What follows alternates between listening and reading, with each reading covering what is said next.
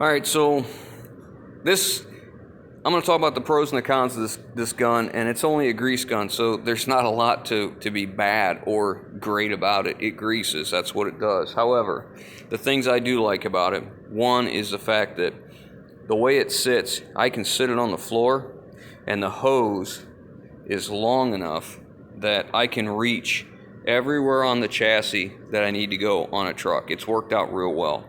I'm sure if you have vocational like a wrecker and stuff like that, it's going to be too short to get to some of the boom pivots, things above the chassis, but the length works good for the regular chassis itself.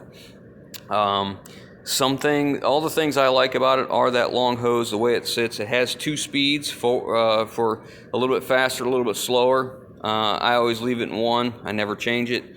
I like the automatic pump counter right here. You can set this wherever you like it, which I'm always on 50. And then if you're like doing a slip yoke like we needed to do, I can put that thing, pull the trigger, hit the lock, it'll count up to 50. When it hits 50, it shuts off. If I wanted to do it again, just release the trigger, do the process over again. It's got an LED light on the front of it. I can't tell you that I've ever used that. I'm usually using something like this wherever I'm working. The holder, if I would change anything on this holder, I think this is a great idea. I just think the end of it needs to be capped off.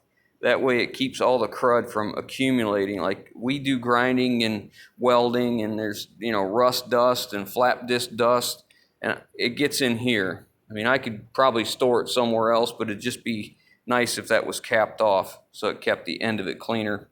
Another thing is, it's not big enough for my lock and lube. So I can't put the lock and lube in that holder. It won't hold it.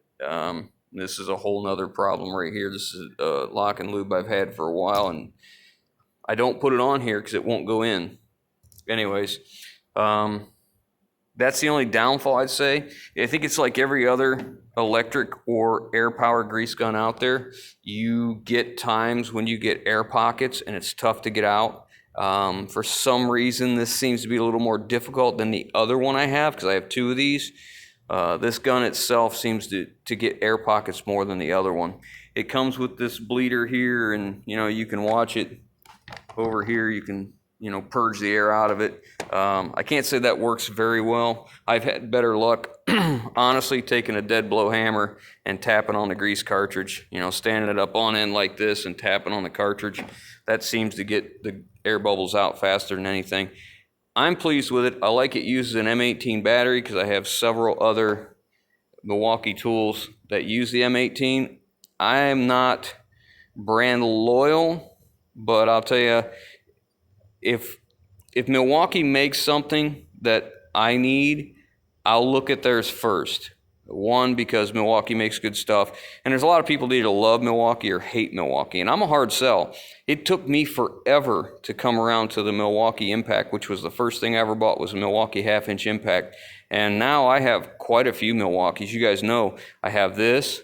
We have the light tower here. We have the mag drill.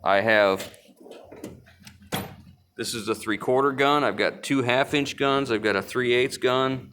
I don't even know what else. I can't remember what else Milwaukee we have right now, but it's a fair amount. I mean, I think they build a decent tool. It works very well for me. I love this gun. I'll tell you this, since I bought these 2 grease guns, my equipment is getting greased a whole lot more. Now, that being said, I use GREAD and TACKY. And, it's a thick grease, so it's not quite, especially in temperature change, it doesn't flow as easily, so I keep my grease up where it's nice and warm to make it easier on the gun, make it last longer.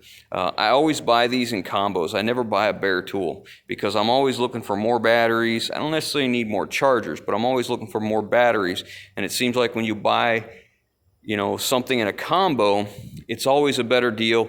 Of course, it seems as though when they are in a combo like that, you end up with maybe 1 or 2 things or maybe 1 thing in the combo that you didn't really need or want, but somebody always needs it or can use it, so that's not really a big deal to me.